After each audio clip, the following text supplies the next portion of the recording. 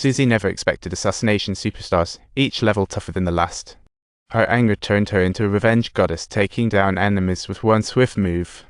But facing a mob of enemies, Suzy tired and choked the fat guy with her super strength. Then, she swung the fat guy around like he was a monkey, and in the next moment she grabbed a hard item and smashed it right on his knee. With a crisp crack, Suzy seized the moment and delivered a powerful blow, then hopped on the fat guy's neck and tightened the ropes. Sending the fat guy home, Suzy smashed through the glass and jumped out of the high building like a superhero. Just as she landed, she was surrounded by police, and the carnage left them dumbfounded, looking like a movie set with special effects gone wrong. The Korean intelligence agency was Suzy away, but while she was knocked out, they gave her face swap surgery. When Suzy woke up, she found herself sporting the face of a gorgeous stranger, stuck in a girls' training camp straight out of a movie. The training here was bizarrely the ballet to boost grace or makeup sessions to play sexy roles. Suzy tried to escape, but realized everyone else was totally chill, like they were on a vacation or something. Just then, a short-haired girl ran over, eagerly expressing her desire to escape as well, confidently claiming she knew the way out. The short-haired girl jumped off a cliff and landed smoothly, straight out of an action movie. Suzy jumped right after her, only for the short-haired girl to open fire mid-air. Suzy got shot in the shoulder and fell hard, while the short-haired girl was as cool as a cucumber, like she was watching a thrilling film.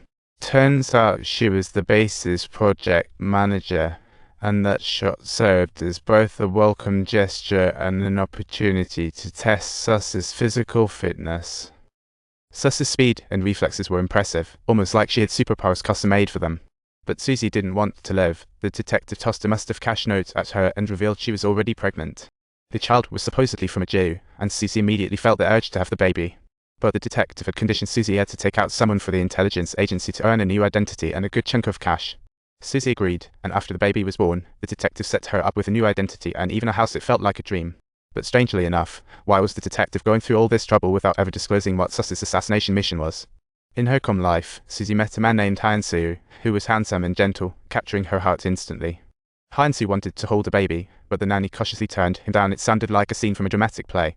Suzy felt warm. Her daughter lost her dad at birth. Maybe Han-soo could fill the gap. Han-soo's kindness seemed to heal Suzy's wounds, and they fell in love. It felt like destiny.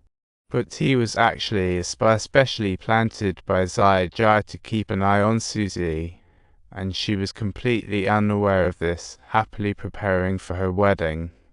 Minutes before the wedding, the detective called and pulled out a black package. Inside was a sniper rifle kit, and the detective quickly put it together, transforming into a cold-blooded assassin. As Suzy aimed at her target, she was shocked to see it was her husband, who had died years ago. Her heart sank, and the gun barrel trembled slightly in disbelief. A Jew had died 4 years ago. How could he be back and on the assassination list?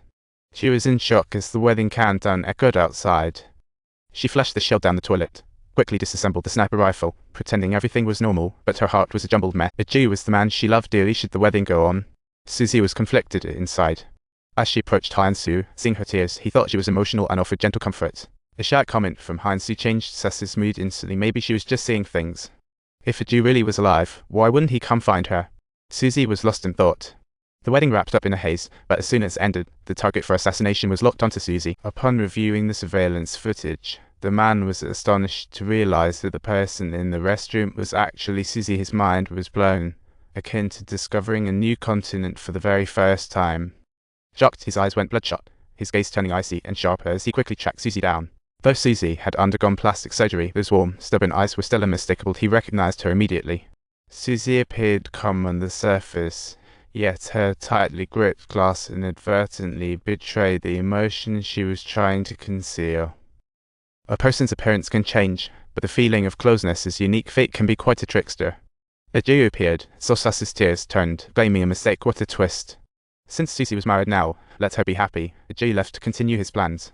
But a Jewish man, monitoring Han-soo's phone, stumbled upon the real reason he married Suzy. Turns out Han-soo married Suzy just to spy on and control her. What a colossal scheme.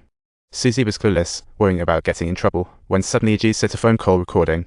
It turned out that it was a conversation between Han-soo and the detective, sending Suzy into a spiral of despair, as if uncovering a dark truth.